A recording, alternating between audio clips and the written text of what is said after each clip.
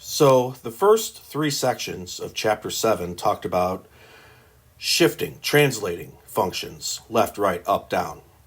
Well, this section, we are going to talk about reflecting functions, okay? Now, remember, a reflection is basically a mirror, okay?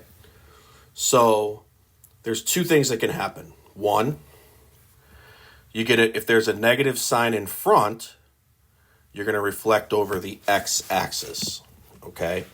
So what's going to happen is, well, here's the x-axis right here, okay? So the point at 0, 0 is not going to change because it's on the line. This point is 1 unit away, so we go 1 unit away on the other side. This point here, 1, 2 away, so it's 1, 2 away here. This point is 1, 2, 3 away here, so 1, 2, 3 on the other side. So however far away it is on one side, it's the exact same on the other side.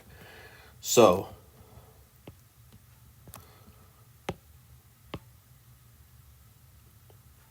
there's your graph, okay?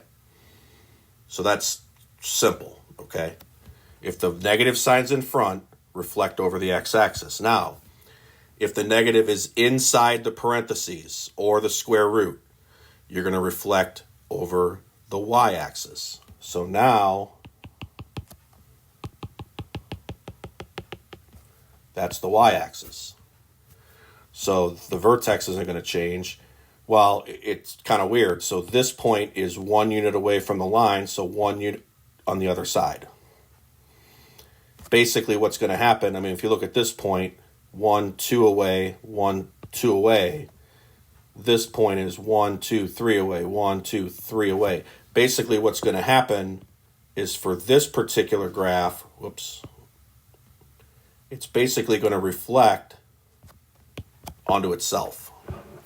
Now, that doesn't always happen, okay? This is a, special case, okay? But the bottom line is what you need to know is right here.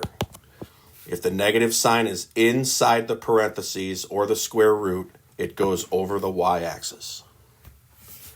Okay, so here, again, inside the brackets, so if it's inside, okay, we reflect across the y-axis. So here's my y-axis, right? Now, we're going to get the same thing, aren't we? Because this point, 1 unit away, falls on top of the other.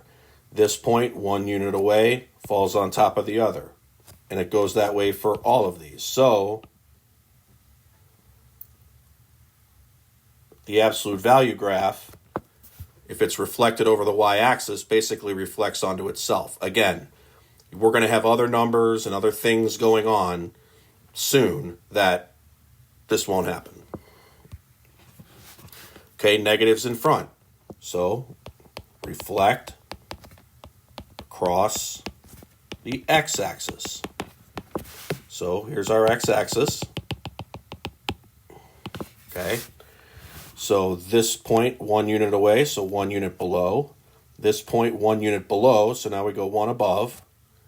This is 8 units above, so we go 8 units down here. And then this is 8 units below, so now I go 8 units up. So now my graph looks like this. Okay, that's if you flipped it upside down. That's what x-axis means. If you reflect across the x-axis, you're flipping it upside down, okay? If you flipped over the y-axis, you're flipping it backwards. Okay? Again, negative is out front, so we reflect across the x-axis, which means upside down. So this is one, so here's our x-axis. Okay, so 1 unit above is 1 unit below, 1 unit below is 1 unit above. This is 2 units above, so 2 units below, 2 units below, yeah. So you can kind of see how this is going to go. And again, on Delta Math, you'll be able to do this, okay? My drawing's terrible, but you'll be able to graph these using Delta Math. You just need to know the rules for the reflections, okay?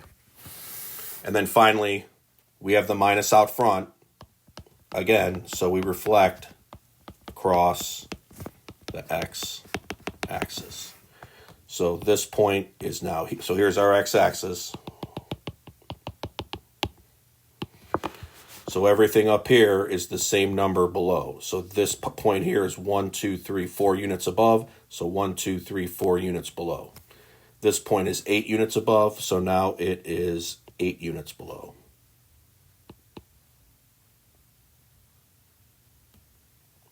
So it's just upside down. Okay.